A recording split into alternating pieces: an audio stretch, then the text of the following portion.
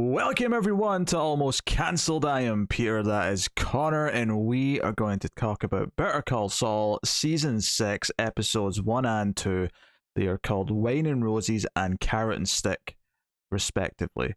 And the titles for the next two episodes are also like something and something. That seems to be a naming trend. So pairings is going to be a theme.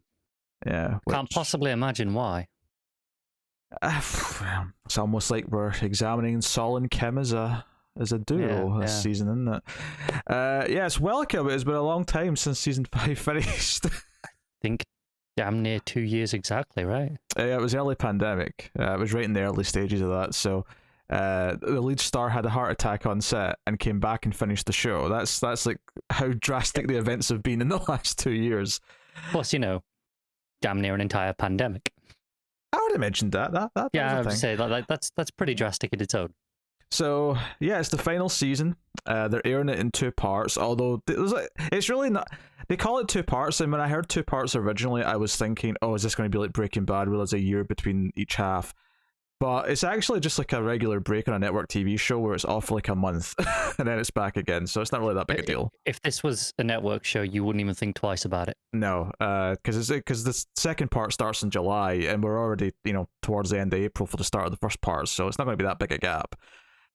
So yeah, but what's something to keep in mind, just so you know that after the first 6 or 7 episodes, there's going to be a little gap that you're going to have to like deal with and suffer through. But if they knew that when they were writing it, then I'm terrified of what the cliffhanger is going to be like. God, that cliffhanger in Breaking Bad, right? That was a big deal. Like that was, and I was someone who watched all of Breaking Bad before season 5, catching up. So season 5 was the only one that I watched weekly. So I got to that mid-season episode. That's torturous. I went, "You bastards!" As far as I'm aware, though, because that was a pretty significant break. They essentially shot that as 2 seasons, right, in 2 blocks. I think they shot it as one, but it was like a year apart. Right, they knew going in it was going to be 2. Yeah, they knew they were splitting it in half. It was basically AMC trying to milk it into 2 seasons, in the sense that they could apply for 2 Emmy years. Yeah, and let's be honest, they've done it with multiple shows ever since, and it seems to work for them. I think it may even be true for this one as well. I think technically, because of when the break is, I think it actually is eligible in 2 seasons. Part of it as well is, we talk about the awards eligibility. There is that, but there's also the we can get an extra few episodes out of this, and it doesn't have to count as an extra season. So contractually, we're good. Yeah, it's a little bit longer because all the seasons before this have been 10. This one's 13, so it's just a touch, not a huge amount, but it's a few extra, which is nice for the final season. And they are not pulling punches on the episode lengths. These first 2 episodes, without ads, are a full 60 minutes, pretty much, both of them. The first one, I knew the second one was. The first one, for some reason, I thought was a little bit shorter. But no, but I mean, if it's shorter, it's like 2-3 minutes shorter. It's not significant. It's pretty meaty. I believe if you were watching with ads on AMC, it didn't finish until like 11:30 after starting at 9 p.m. So it was like 2.5 hours with ads. Jeez. Yeah. So really prominent. Which even that's actually not that bad, given how many ads there should be. Yeah, that could have been easily 3 hours with ads. Yeah, if they but they treat it like a prestige show. They know it's their critical darling. They give it a bit of leeway. The reality is they can afford less ads because they can charge more for each individual one. Yeah, possibly. Yeah, it's either this or one of the 10 Walking Dead shows they've got. So, yeah. So where did we leave off last season? We left off with the big cliffhanger with Lalo, the attempted assassination, which obviously Nacho was heavily involved with. So we left off in him walking away knowing that Nacho was behind it, and that was kind of our oh shit. And meanwhile, Saul was starting to worry that he's created something of a monster in Kim, and we'll definitely be talking about that, particularly in the second of the 2 episodes. Now, admittedly, we went to record this 2 days ago. We watched the episodes 2 days ago. I've skimmed the episodes again, but if I might, blur the 2 episodes together a little bit. It's not really a big deal, but the important part is what actually went down in these first couple of episodes, and we have advancements in all these plot lines. I think it's interesting that Lalo was only in the first episode. We get another cliffhanger with him, and then he's not in episode 2. Oh, is he not? So they're letting him simmer a bit. Again, let's say it was a few days ago, and I just kind of watched them straight through. Yeah. I don't think my brain had quite made that distinction that Technically, because he's such a presence, he just feels like he's there, right? Oh, for sure. Technically, right at the very end of episode 2, there's someone who could be Lalo from the back, but I'm not really counting that. Yeah. I'm not counting that specifically though, because it's But it's not the Lalo plot in the same way. So yeah, obviously we follow Nacho in his own plot, try to survive with everyone after him. We obviously have Saul and Kim doing their thing, and then obviously Gus and Mike, and that connects mostly to the Nacho stuff, but it is definitely its own little segments as well. So those are the main plots that we're dealing with. We have some really interesting pulls. Final seasons often like to bring stuff back from earlier on, and it was one of those things where I couldn't have named these characters, but in episode 2, this couple who come back into the show, and I'm like, wait, I'm pretty sure they were in the pilot. I'm pretty sure this was episode 1. It's pretty smart in that if you didn't just recognize them, which is fair because it's been years if you haven't rewatched it. Yeah, 6 years pretty much. Yeah, they kind of they just throw enough exposition in to go, okay, this was this plot, these were these characters from the first season, enough to jog your memory without it feeling clunky. For sure. And the reason why it worked though is because the key piece of exposition for them, which is that they got a lot of advice from Saul and then went to better lawyers and sort of left him out in the cold. That part of exposition is actually the key reason why they want to go to these people, because they want to trick them into doing that, because they specifically want to spread a rumor to certain people. So mechanically, the thing it has to remind us of, it makes sense they bring it up and talk about it, because that's exactly what they're trying to do. So it doesn't feel forced, it doesn't feel contrived in any way. So yeah, we'll get into all that. I guess we'll try and stick to each episode separately, but again, maybe blur together. Even before we get into plot and characters and stuff, I'd forgotten just how uniquely shot this show is. Like, you don't know, obviously it has this is this show 100%. Its style is just so all over it. Every scene is just these wide shots, the slow pacing, the art of sound design that nothing else on TV comes close to matching. So many scenes just are completely surrounded by a background hum or a wind, a buzzing, some sort of strong noise that's much louder than it should be. There's a lot of texture in the sound mix. Yeah. A lot of some of the visuals as well, admittedly. There's a point where I can recognize locations by the sound of whatever hum they're using. Specifically the second episode, when they go back to see that couple, when you go back the second time, there's that generator for the thing in the background, and that noise is just so distinctive and unique that I knew we were back there before it even established anything else in the scene, just from that noise being so overpowering in the first scene. Yeah, there's cues. It almost like trains you for cues so that you sort of associate certain things with certain places and people. It's something the show used to do a lot with Chuck. Because obviously it played a lot of things heightened with Chuck. But I really appreciate the way it's kind of established this overall. I do wonder if that's an intentional little parallel, though. The idea that was someone that ultimately there was some guilt about how they treated and took advantage of. And here they are doing what they're doing to this couple. There's maybe a little connective tissue there. It's pretty prevalent throughout the rest of the episode as well. There's a lot of it with like with Nacho when he's hiding out in the room. But when obviously it's not there when there's music playing. That slow synth stuff that this show does. But a lot of the times it's just noise, like just the background stuff that you can just... It's room tone, essentially. It's always there in every show. But here they turn the levels up on it. Like they really crank it so it's so noticeable and it's almost uncomfortable. Well, it's basically... This show and the pacing of both this and Breaking Bad really play with the idea of the uncomfortable silence between lines, between moments. And as daft as it sounds... just having the hum of a generator in the room emphasizes the silence, and you think it would take away from it because you're filling it with sound, but if you have no sound, it sounds unnaturally because it sounds like space. It's like, no, this is a vacuum. Yeah. And it's really smart the way that, I mean, it's a sign of the writing as well, that when they're having these conversations, I don't think they lower the sound that much. They'll obviously duck it a little bit to work around the voices. But overall, it's still there, but you get so engrossed in whatever the conversation is that when that silence comes back, the pause between conversation, you just hear that noise, and it feels overpowering all of a sudden. It's just, you can feel the emptiness in the room. Yeah, it's a good technique to add to tension. Yeah. Yeah, it's used a lot. So, yeah, the show starts with a sequence. Obviously, all these seasons have started with the black and white sequence, and that's been something that we've come back to. A little bit different this time. It's a little bit different. I'll get to that in a second. I do think there's a lot of speculation here as to be. It doesn't feel like we've seen. I mean, I know this one transitions technically from black and white to color, but I wouldn't necessarily say this feels like the end, because this is not even part of that timeline. This is like after Saul has abandoned his postings and, you know, post Breaking Bad. This is like all the movers and whoever just been paid to like clear out his stupid office and house, right?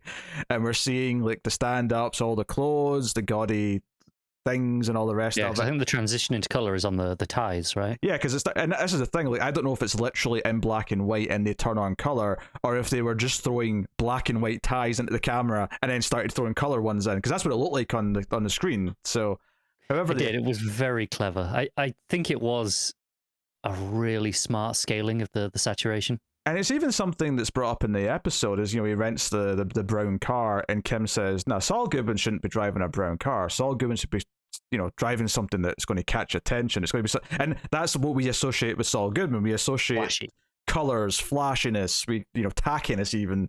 Like, that's what he's Del Boy. He's Del Boy the lawyer. Is, yeah.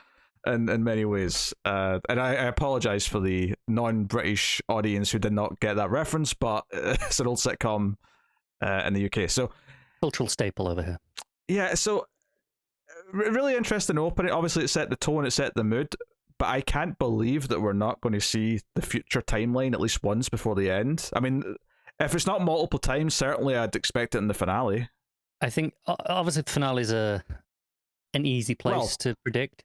Either that, or they do the thing we've been saying for years, which is they do a full episode. And there is that. I think the other option is, if they knew they were splitting this season, you can throw it at the start of the second half, and you can kind of, essentially, they are treating this as two seasons internally in that regard, where you can throw that in there at the end of, and then that's your actual final season start in a kind of weird way.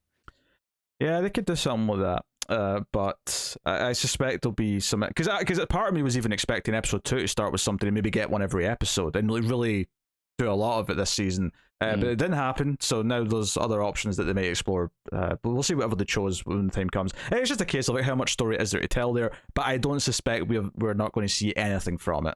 I think there has to be something. There has to be some sort of resolution to it. I'm not saying it has to wrap everything up, but I think there has to be more than what we ended on. Yeah, so I guess we'll start with Saul and Kim. I might even just stick with them throughout the 2 episodes, to be honest, just to keep it all straight narratively. They wake up in the hotel, they go back home, because now they believe Lalo's dead, they were told that, and they think it's safe, so they're back home. Saul's being good, he's offering his suit, because Kim's client needs a suit, and he's just like, hey, what about this? And she's like, nah, that's too fancy, give me the other one. And so on and so on. But there's some symbolic stuff here, as there always is in Saul, with her, like, could they have to go in and get some money for the cab because they have no cash on them, so they pull out the duffel bag that he kept some of the money of, and takes 100. Yeah, the cup with the bullet hole in it that she got him is there, and she chooses to like throw it out, and it's a whole moment where she's got it outside and she goes up, walks over to the bin. All that's great stuff. I think the real meat of this story is when they meet up after the fact. You know, like, he goes to work, and there's a scene with him, but it shows that he's still like he's getting back into it. Like, he's a bit nervous about talking to the. They're questioning him about Lalo, and De Guzman, I think was his identity. That's right, because he calls him Lalo by accident at one point. And they're like, "Who's that?" And it's obviously going to set them on the path to they're probably going to start unraveling it maybe now. Yeah, and there's nothing else with him for the rest of the 2 episodes. It's just that one scene, but it's just it establishes like he's struggling to get back into being himself again, and there's some hesitation. You know, because even before like Kim woke up, he was lying there awake, and we were even suspecting he might like run away to try and like save Kim from himself in the finale last time. So they meet up for dinner afterwards, and she's ecstatic. She's had a great day. You know, it sounds kind of like hell, but she's like, loved it as a lawyer. She's loved helping someone and all that. She found it fulfilling compared to her previous work. Yeah, yeah. Uh, but when she brings up, okay, this Hamlin idea, and the idea being, of course, to ruin Hamlin to get the Sandpiper payout early, right, as was proposed at the end of last season, he immediately kind of sandbags it a little bit, and he's clearly not comfortable with it. And He's like, "Yeah, we're still doing that." And it creates this like awkward vibe, this tension, and that's really felt natural to me because the waitress comes over. There's like an awkward moment where he's getting a drink and stuff, and then eventually he just kind of says, "All right, this Hamlin thing, what's your idea?" And it kind of feels like he's trying to be good and strong and not encourage this because he knows she shouldn't do it, and this is a bad path for her to go down. But ultimately, feeling like the relationship is suffering from it, and like he can't just let it sit. He has to like step in and do what she wants to. Yeah, I think it is part that like he wants to. It's essentially his way of accepting she's won the argument. Not that there was an argument, but kind of that feeling, and part just he can't help himself. He's slipping Jimmy at heart. He's curious. He's curious. I think he also has to. I think Kim does mean so much to him that he will make bad choices thinking it will be what makes her happy, when in reality what he should be doing is making the choice that is best for her. And not that she's not a grown woman and can't make her own choices, but he knows he's influenced a lot of what she's doing. Helping, not enabling. Yes. There you go. And so this is like, okay, so what is the plan? So we get this glorious section of the episode where and we don't know what the plan is. It's the classic thing where we don't know what the plan is yet. The show loves doing this. And we see Ed Begley Jr., whose character's name I cannot remember for the life of me, but he's playing golf with Hamlin at the club, right? The private club. And Saul's going to pretend to be a prospective new member, and they're going to give him a tour. But there's a bit of a wrinkle because Kevin, Kim's old client, who does not like Saul very much, sees him and has a quick word with the guy who's sort of running the place, and immediately is like, "Oh, sorry, Mr. Goodman, but there's no spots." It's like all of a sudden you were rolling out the red carpet before, but all of a sudden there's no spots, and it looks like Saul. It's like he's on the ball and just accepting defeat on this one. He's accepting defeat, and we know that Saul will pull things out of his ass, but I think there's an added little element here because we know he's conflicted about doing this with Kim, where maybe it's not so much that he's not thought of like a thing to do, but he's like questioned, do I just use this as an excuse not to do it? It's an easy out, isn't it? Oh, something came up, I was rumbled. Yeah, come out, Kevin was in there and he immediately got me kicked out. And Kim probably would have gone, all right, well, I guess we'll have to try something else. Instead, we got him yelling about anti-Semitism and that Kevin in this club were being anti-Semitic, and when someone goes to hold Kevin back because he says something to him, he throws out his arms, goes, "See, and the violence after 5,000 years still happens," and he's putting on this voice, and it's it's amazing. It is. It's a pantomime, right? It's wonderful. It's like Kevin knows he's full of shit, but everyone else in the room doesn't, and it makes him look bad. And the whole thing is just a great thing. So he has to come up with okay, can I at least use your bathroom before I go? And he's like, oh yeah, the nearest one's over by the changing men's rooms. locker rooms. Yeah, the locker rooms. Yeah, conveniently exactly where he needed to go. Yeah, so sure enough, he goes in, and the whole thing is what we find out is that he's planting what looks like cocaine in Hamlin's locker. It's actually just baby powder, as we find out after. Because I was thinking that, like, did they actually go and get cocaine? And then it's like, no, it's just baby powder. Between them, they've definitely got the connections. Oh yeah, for sure. I mean, they're lawyers. They I'm sure there's someone on the client list that, if nothing else, they can pull up and go, all right, give me some of this. But I love that it wasn't real, because that just makes it funnier. But my favorite part of this is when they're coming back in, because there's a bit of a ticking time. Kim's keeping an eye on them out in the golf field, and they come back. I actually thought they were coming back because someone called them about Saul being in the club and that being suspicious. I did as well. Yeah, but it's just, something came up, like Hamlin needs to go do something for work, and they come back in, and Saul's whole disguise, so he doesn't get noticed, is to just start stripping off his clothes, so that when Hamlin sticks his head around the corner, he's got a towel over his head as if he's drying his hair, but he's otherwise butt-ass naked. And so, obviously, it's a bit awkward to stand and just talk to someone when they're butt-ass naked, so it's a good reason for Hamlin to go, oh, hey, buddy, and just walk away. Like, not question anything. Perfectly normal locker room etiquette. Just, yeah, exactly. It's like, obviously there's people just getting changed in there, but you're just like, all right, cool. Aye, it's more awkward if you go up and start just trying to make small talk when they're just hanging. There are definitely some weird people who do that. I've seen it. Oh, I'm sure there like, is. What the hell is wrong with you? Well, it's the same people who, like, there's 10 urinals, but you still pick the one right next to you. Yeah, why would you do that? It's that guy. Aye. Yeah. Yeah. That guy is always there. So it's a very fun sequence, and it's like, okay, so the whole plan is to discredit Hamlin, right? Because that's the thing, like, when Kim's talking about it a lot, we hear a little bit about it before it cuts away before, where it's like, I was thinking we can do something that will bruise his reputation, but not necessarily leave him in ruin where he can't come back from it. So that's clearly, this is the tactic. He's got a bad habit. He's doing some things he shouldn't be, but it won't necessarily get him disbarred forever, kind of thing.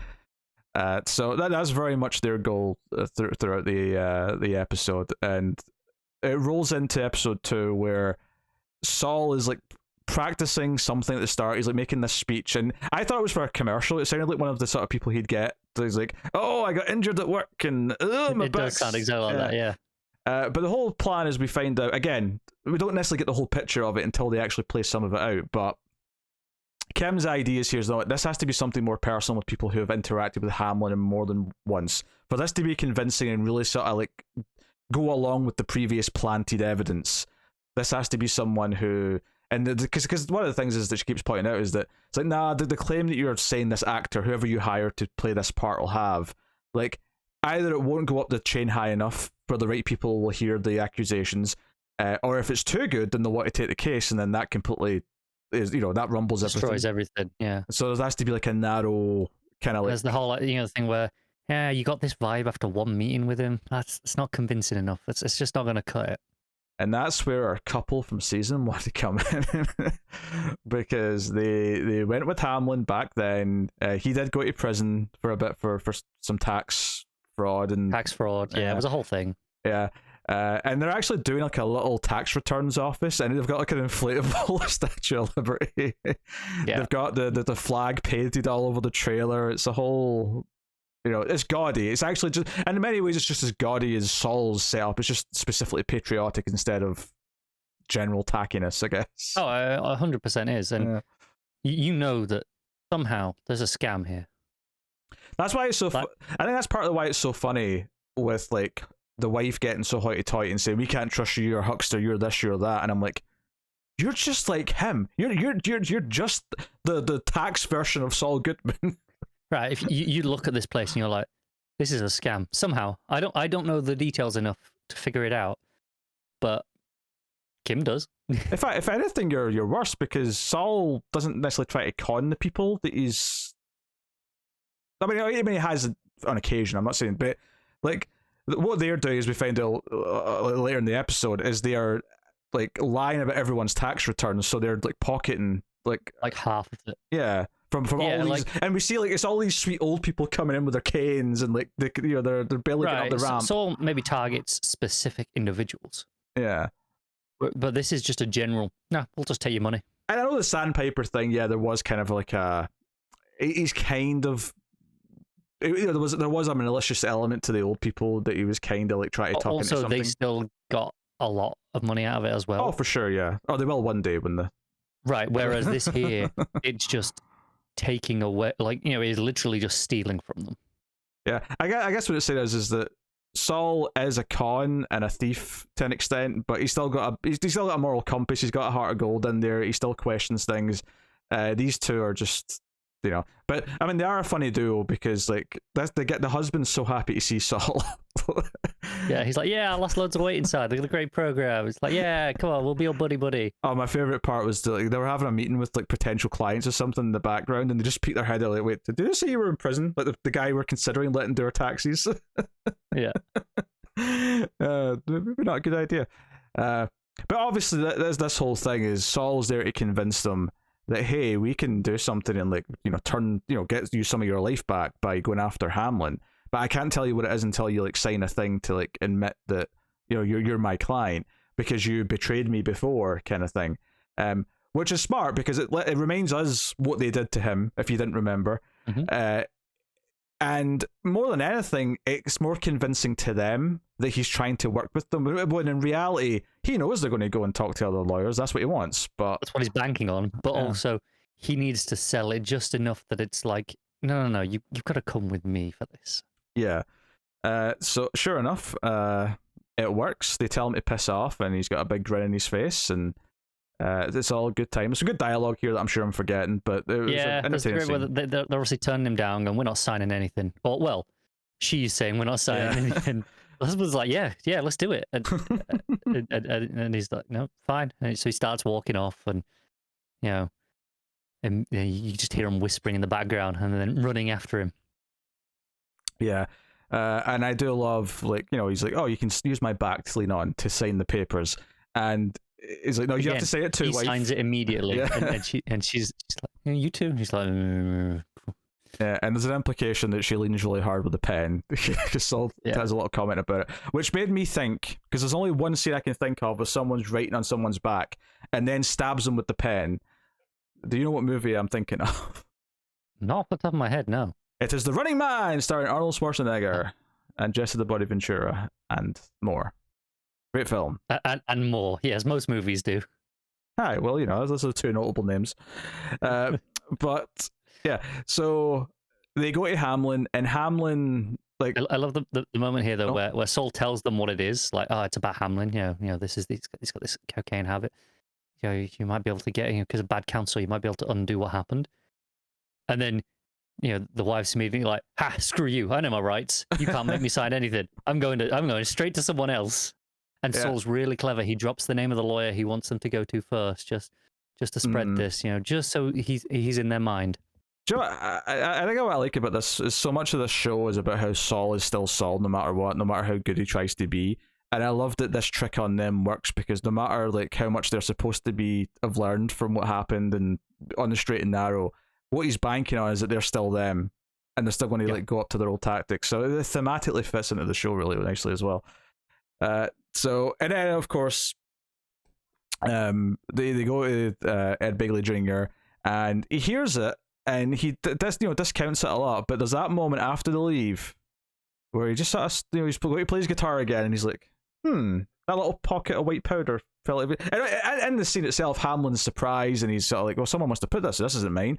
And Ed Begley Jr. has no real reason to not believe him, because it's just one random instance. Yeah, and he's like, hey, I know Howard. That would be weird. Yeah. But now it's like two separate things. Like, now he's seen the little pocket, the little packet, and now he's heard this from these people, and he's just maybe. Yeah, just so I'm really fascinated to see in the next couple of episodes. Like, it's a little bit Inception, isn't it? It's like you got to make him come up with it himself. So I'm fascinated to see what in the next couple of episodes what the next steps of this are to like convince him that Howard's got a problem, because it can't be too elaborate. It can't go too far, because again, he's got to get to the conclusion himself. But there's got to be just a little bit more. Probably one more thing, because rule of threes. Yeah. And there was that whole time last season where Hamlin was really kind of down and out. He was kind of miserable for a while, and he was like trying to like make amends with Saul, and Saul was being kind of a dick, and we felt kind of bad for him. That was with the bowling ball, right? Yeah, all that stuff, yeah. So like you add in this idea of this habit, and then like the idea it went through this period, like, there's a picture starts to be painted. They can kind of like back end that into the story if you want. Yeah. So it's just some interesting stuff. But of course, they do have to go back and see the couple again, Saul and Kim. And Kim notably wants to come with, because he takes some money out of the duffel bag, and she's like, "Oh, you giving this them..." is the titular carrot and stick of the episode. They use the terminology and everything, but you're going to try the carrot still? It's like, yeah, these are carrot people, especially the wife. Like, this is a carrot situation, and he takes a lot of cash out. And she sits there and she's like, okay, I'm gonna go with you tomorrow. It's like, yeah, I've got time. And all I'm thinking is, she's going there to make sure the stick is implemented. Yes, yeah. She is holding that stick. It was so great about this scene, and I have to bring up slightly another scene that we've not talked about yet, but so the scene in episode 1 where Lalo is at the house with the couple, and this is the guy who's going to be his doppelganger to convince everyone that he's dead, which is why he makes him shave his ZZ Top beard. But like, there's a great moment in that scene where like these scissors are sitting on the table the whole time, and there's kind of this like tension, and especially once he undoes it and like they're just separate blades. The this scene with Kim is very similar in that she sits down next to that phone, and a lot of the scene plays out with her sitting there, and that phone is sitting next to her. Like, she is Lalo in this scene. That is how this scene is filmed and how it's presented, and that phone is her weapon. It's not a blade. It's that phone with the legal. That's not an accident to have that parallel in there. So it really stuck out to me when I got to the scene. So I had to bring that up. But Saul tries to give them money. And because they think they're figuring it, like, oh, for some reason, we don't know why, but for some reason you wanted to besmirch the good name of Howard Hamlin, and we went to like 5 lawyers, and they all said you were full of shit, basically. So, we want something, or we're going to go to Hamlin, blah blah blah, and he tries to give them money, and they're offended by this offer, like, oh, we lost everything because of you. We want you to, give us our life back. I don't know how you, don't care how you do it. I do love that the husband chimes in, and goes, if anyone can do it, you can, Jimmy. I was like, what? He has this weird, genuine belief in him. Which, to be fair, that was like a running thing even back at the time, is he was the one that was always enthusiastic about him, but... Which made sense at the time, but now... Now it's a weird thing to say. Yeah. But, yeah, and it's when she's like, we want our life back, you took everything from us, and she's getting kind of emotional, and that's the moment where Kim just, in the foreground, goes, okay, that's enough, carrot, and just starts dialing. I love how she's stumped by it, and the husband's like, you dial 9 for an outside number. It's always 9. No, it's always 9, no matter where you are. Yeah, but it's the wife's like, don't help her. Yeah, it's the wife's head snapping around like, why did you tell her that? Yeah, as if she wasn't going to figure it out, because like I said, it's always 9. No, but Kim's very cordial. She's like, oh, thank you. Yeah. She goes to dial the number. And she calls some lawyer friend and is like, hey, baby, I've got a potential case here, or maybe it's not a lawyer, maybe it's like a judge or something. I think it's government, or tax whatever. Office. Yeah. But I've got a potential case here. This like mum and pop shops scamming people. Explains that they're skimping off their tax returns, and it's obviously a pretty common scam because like he's just like, oh, one of those, and she's like, yep, one of those. And of course, Joe, I don't know if there's any indication that Kim's looked into it and like knows for sure they've done this, or if this is just such an obvious guess. I think it's just she knows them. Yeah, and it's like, with the, like I say, you look at this setup and it's clearly a scam of some sort, and she's like, if they're pulling a scam, it's going to be the most obvious one. It's going to be this. And there's a moment as well, I think, is it when they're walking in where there's like an old woman leaving, and like Kim looks at her, and there's just a little moment, and I think part of this, don't get me wrong, as much as like Kim comes off kind of like the Lalo in the scene, and it feels quite mean spirited at points. She's a little bit Batman.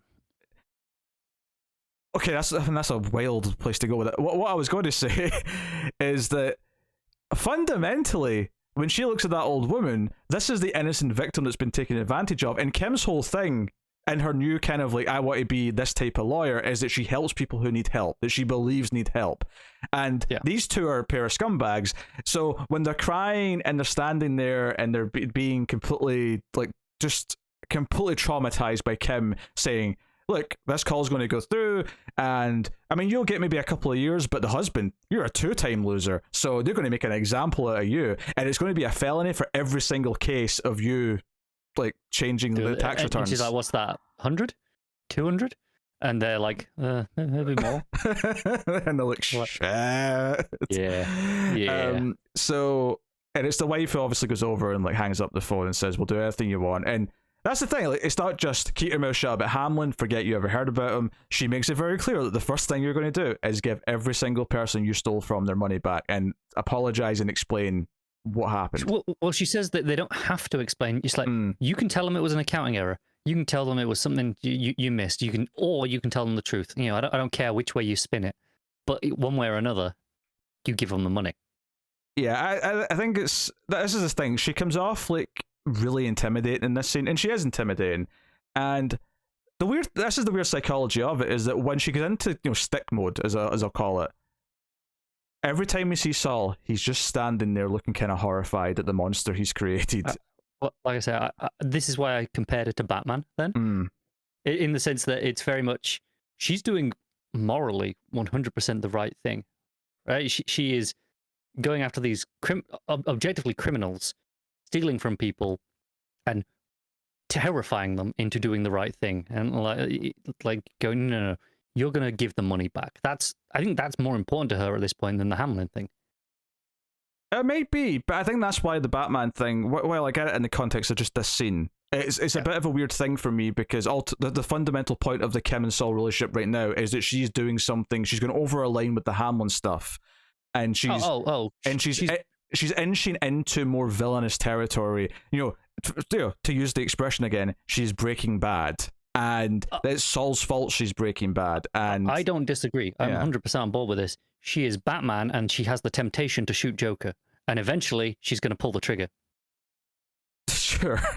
So, Saul is standing there looking horrified, and it's this thing where, these people have done something wrong. Kim is completely right, and like outside of like the Hamlin, like keeping their mouth shut about that.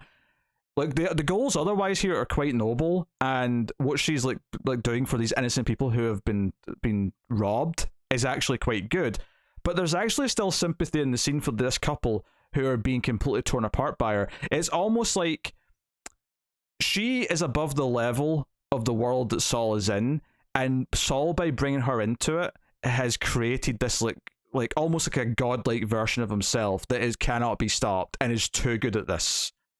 Yeah, Saul's always been good, but he's kind of been small fry, right? At the same time, he's very small scale. He targets like one or two things, little get rich quick schemes here or there. But Kim has always been a more talented lawyer than Saul, right? I think that's fair to say. Mm-hmm. And now she's bringing this righteous fury, of this moral indignation into it. That, like I say, it is kind of terrifying to watch. Yeah, and it's not necessarily that Saul has more skeevy way of like dealing with things. I mean, obviously he has a heart, and we've pointed out a lot, and I think he has a bit of a heart in this scene because he feels bad for what she's doing to them.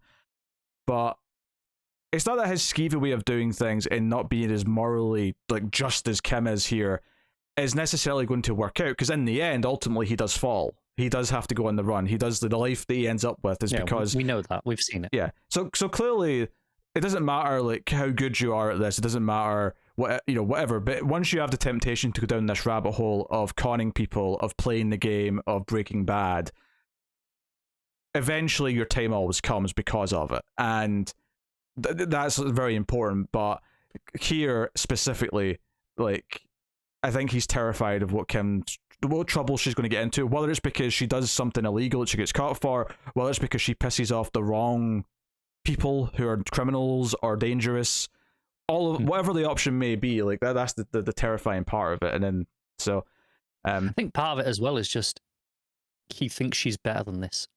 He thinks that she's a better person than he is, and because we've seen him try to change multiple times, and he always kind of he slips back into being this, but he's tried. I think that's what we said last season. He doesn't want this for Kim.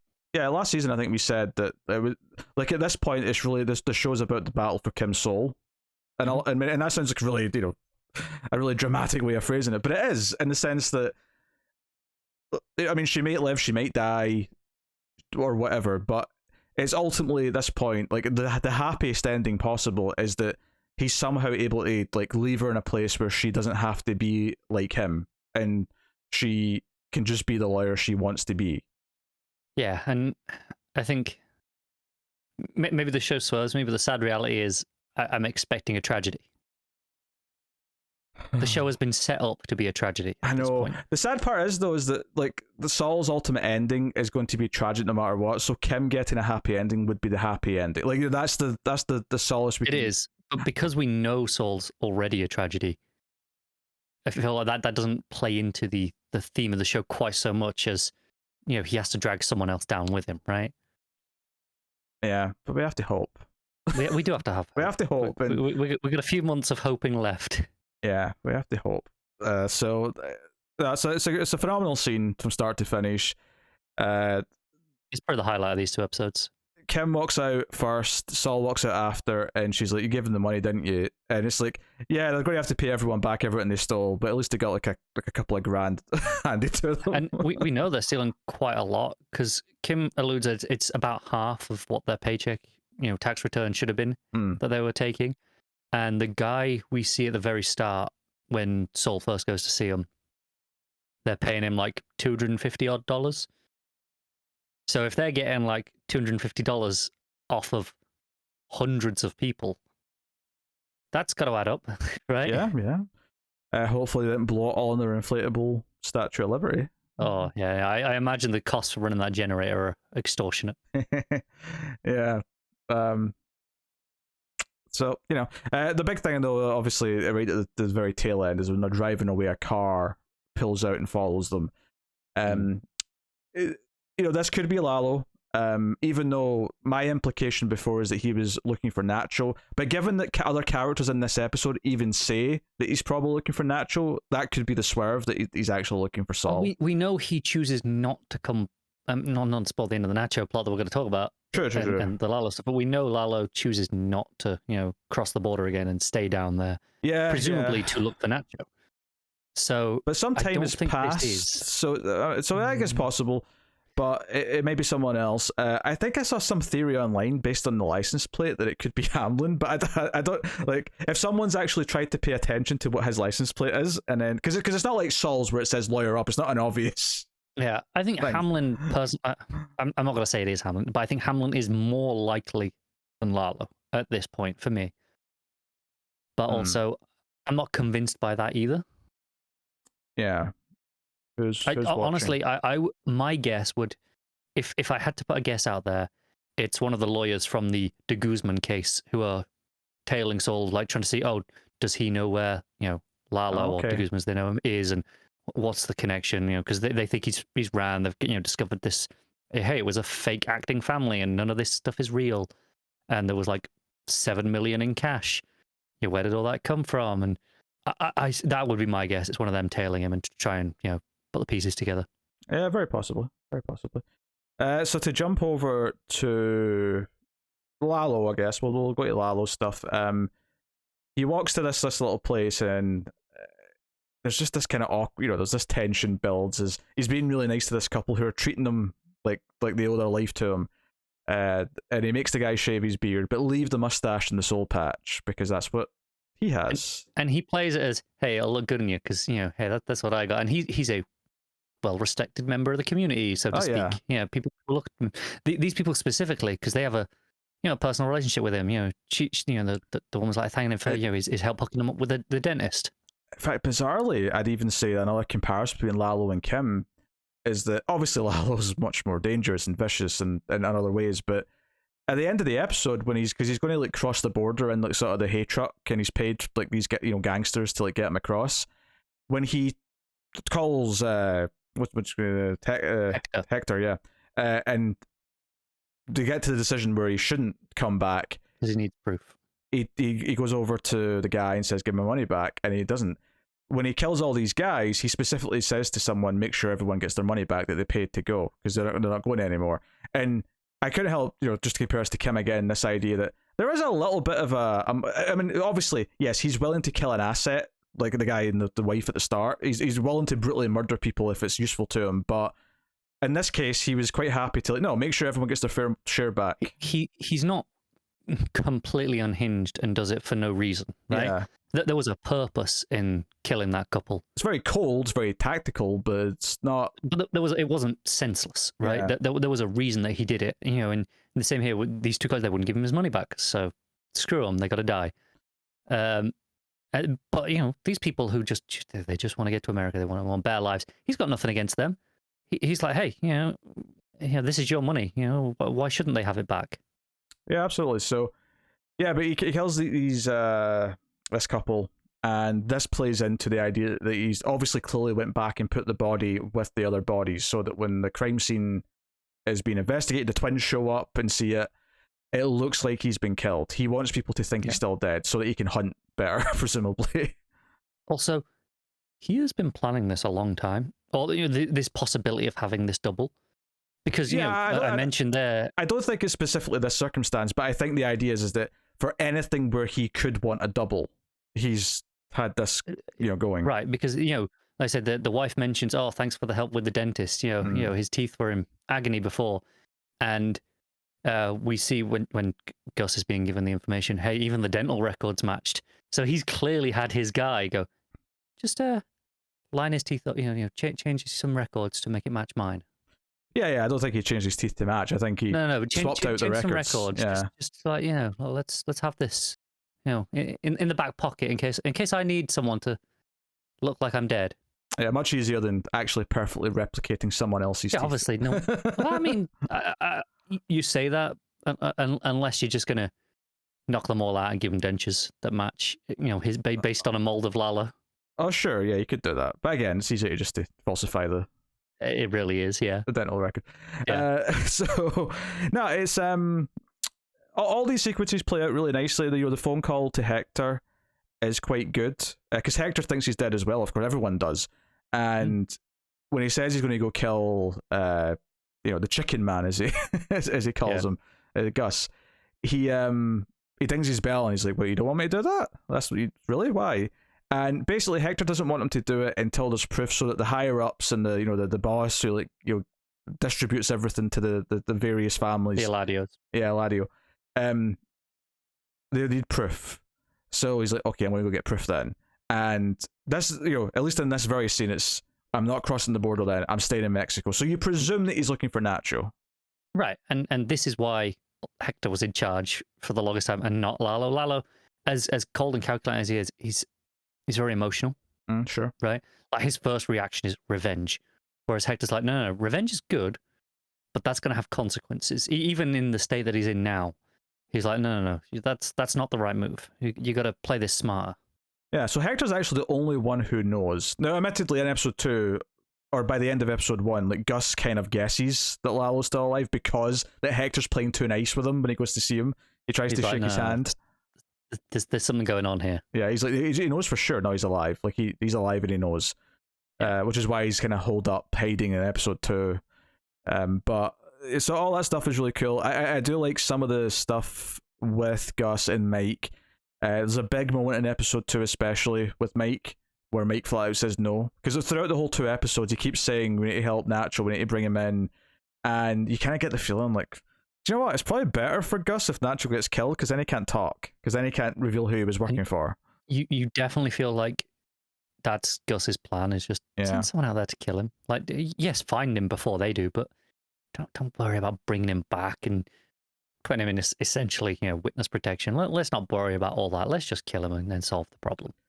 Yeah, we see them scare off his girlfriends who live at his place, and they break into the safe and swap out everything. Although notably, Mike pockets the father's ID so that the father keeps out of it. Because again, it's Mike. Obviously, he's a good guy.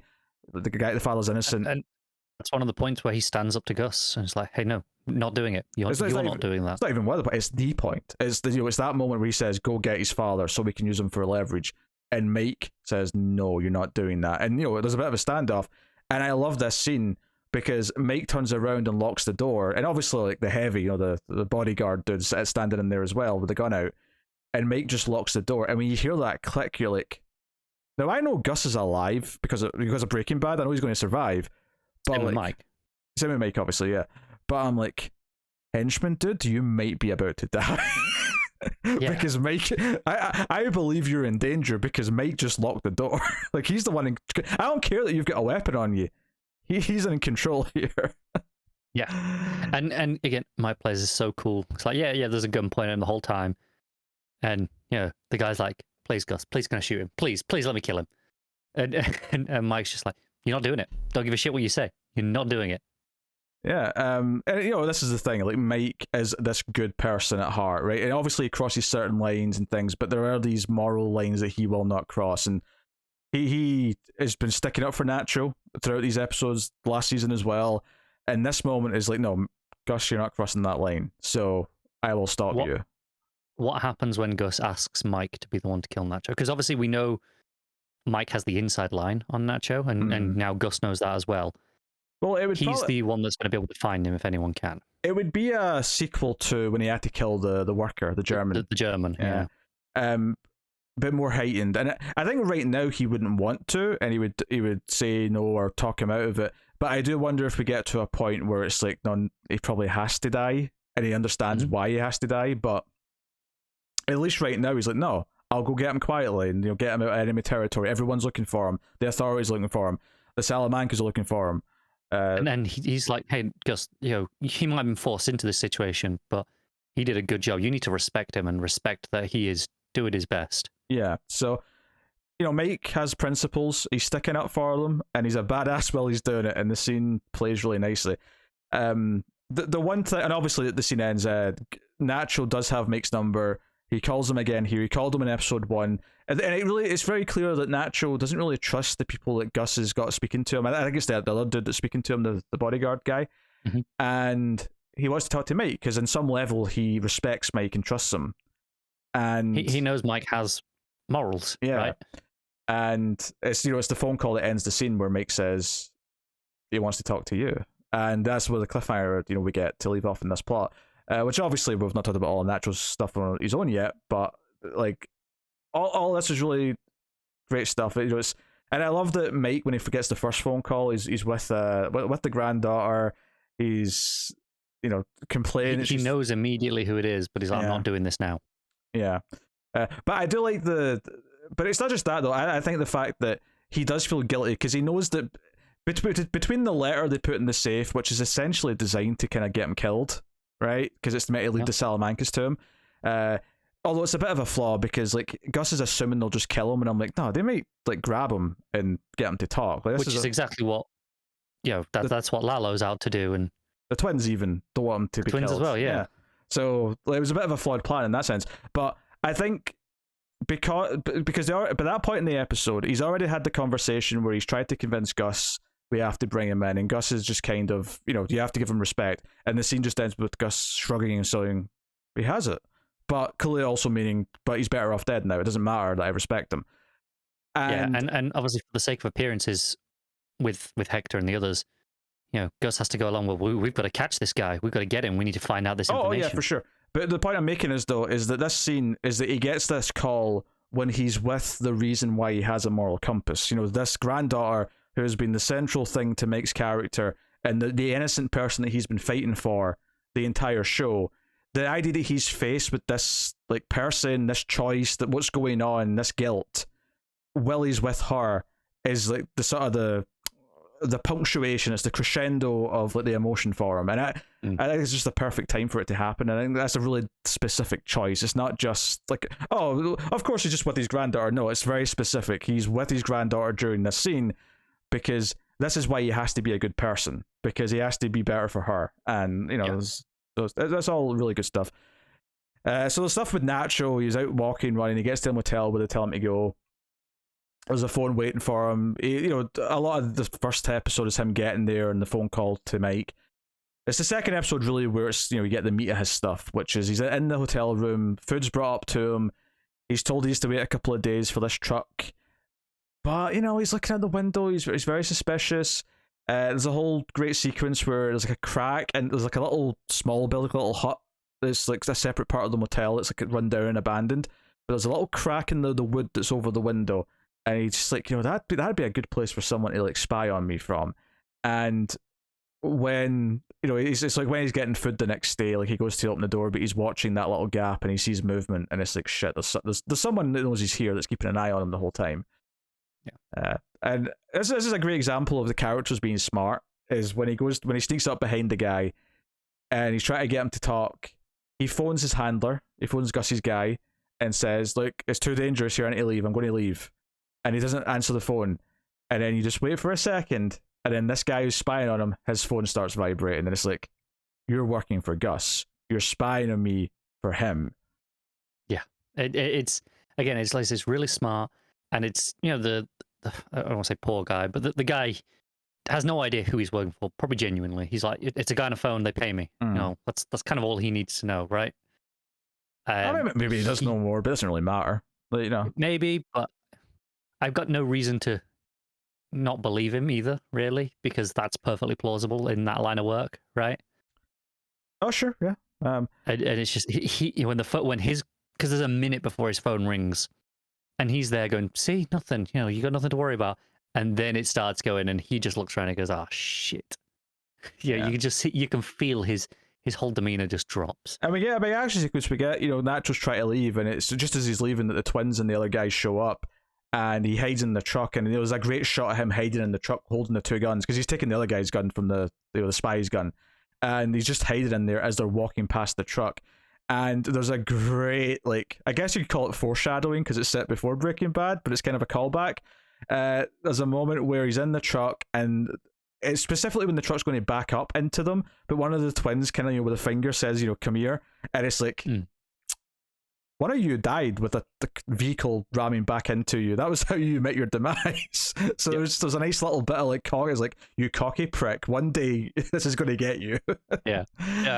Like I say, it's more of a callback, but also it's just this really smart of this is why it happened because this is their attitude. Like this is. It's not surprising that happened to them. They think they're invincible, basically. And there's a lot of great shots in this. The final shot is after Natural, like, drives the truck through and like bashes his way out into the open road. Like there's a shot of like them just standing there with it's the empty pool. It's like just a dead body with a big pool of blood lying in it. It's just it's just this quiet shot, but there's just these bits of death just spattered around. So the cinematography in these episodes is just spectacular, right? Oh yeah. So you get a big action sequence with him, and I love the twins actually shoot one of their own men because they start shooting at Natural, and they shoot this guy, and he's like alive. Like, he's like, no, we're not meant to kill him. We need him alive. So they actually kill one of their own men, or at least shoot him. They may at least wound him. But the point is, it's more important to them to have him alive than it is, that any of their individual men's lives are worth to them. Yeah. So. Yeah, it's super exciting stuff, and it's that classic Better Call Saul thing where all of the stuff that's on the Mike, Natural, Gus plot side of things, which obviously does intersect with Saul at times, but not always. Like, there's often times where it's on their own separate paths for a while. Generally, this kind of parallel track for most of the show. Yeah, and then at key moments, obviously, it overlaps. And Lalo knows about Saul and Kim. That's probably going to be something that comes up. Everything that's happened there is going to be relevant. So yeah, super exciting stuff. I guess it's hard to really fault much. The only thing I would complain about really for the 2 whole episodes is probably a little bit of the convoluted nature of the planting the address of, it's the phone number, but it leads to the motel. Like planting where Natural is for the Salamancas to find in the safe is a bit weird because it makes it feels like a bit of stupid as a plan, given that they even say in other scenes in the episode that we don't want them to capture him and make him talk. That's brought up multiple times. I think that plan's in play before before Mike's pointed that out to him. Mm-hmm. At this point, Gus is like, they'll just see him and kill him, and problem solved. And it's kind of after this that Mike's like, you do realize they're gonna want him alive, and it's gonna lead back to you, and that's when I think his plan starts to change. But obviously, it's too late for that point. Yeah, it probably is that. It's just a little clunky because I guess it's why this show is so good at thinking ahead of me, and there's examples of that multiple times in both these episodes. This is the one time where I felt like I was thinking ahead of the show a little bit. I agree, and I think this is more showing us how Gus isn't infallible. Like, he can make mistakes, and he clearly has made a mistake here on this call. Yeah, because he even breaks the glass when he goes to get a drink, and it's like a little moment where everyone goes quiet, and he starts, but he does start cleaning it up himself. That's an interesting little detail, is that he doesn't get someone else to come in and clean it. He does it himself, and that that plays to his character because we've seen him clean up the restaurant before and stuff. And he cares about that kind of thing, but. This idea that he's like, no, this is a mess that I'm going to clean up. And I think it has a little bit extra with broken glass because it's got that. It could cut him. It could be, it's not just like mopping up a floor, right? There is, this could cut you if you do this, and it's you could get injured by playing this yourself, maybe too much. Yeah, and on that note, actually, there's even when he goes to like put the glass, because he just picks it up with his hands and he puts it in the bin. There's a moment at the end where he just gently wipes like the little shards, like the little, almost the powdery part of the glass off his hand. But I'm like, if you press down too hard when that's on your palm, you're going to like get little cuts. But he just gently, just brushes it off, and it's that idea that he needs to have a gentle touch. And I think it shows as well that, like, again, yes, he's made a mistake, and he is going to have to clean up this mess himself, and it could be dangerous to do so for him. But he's got a subtle touch, right? He knows what he's doing. He's not going to just rush in again. He's going to think about this from now on, probably. Yeah. So, yeah, really good 2 episodes. Okay, We may have glossed over something because we were talking about 2 episodes as one inevitably happens, but I don't think we like. I think sometimes when you do 2 episodes together, you end up like the earlier one gets the shaft. I don't think that happened here. I think we were pretty even across the 2, but some small things between the 2 of them might have got glossed over. So I think we probably focused more on the Jimmy and Saul, like the Jimmy and Kim stuff in the second episode, but whereas obviously all the like the Lalo stuff, all that's in the first. So it kind of balances out. Yeah. So quality couple episodes. Super excited to have it back. Yeah, I'm just it's something to look forward to every week. Obviously, if you've not been around watching any TV reviews here since last season of Better Call Saul, Connor had to get a new job and doesn't do as many reviews anymore. Part of that means that we're still going to be doing Saul every week, but what day it goes out, the review will change greatly week to week, and it could be as much as like just before the following episode's about to air, or it could be the next couple of days after the episode airs. But it will keep coming, and you can expect it every week. So by all means, let us know what you think of the first 2 episodes of Better Call Saul season 6, the final season, and we will we'll be back next week. So thank you once again. Like, subscribe, ding the bell for notifications. If you want to support everything we do, head over to patreon.com/MailFuzzTV, and you can support us for as little as $1 per month and help keep all the content coming. But otherwise, that is us. So thank you once again for watching or listening. We always appreciate it. Keep watching TV. Have you got any vanilla?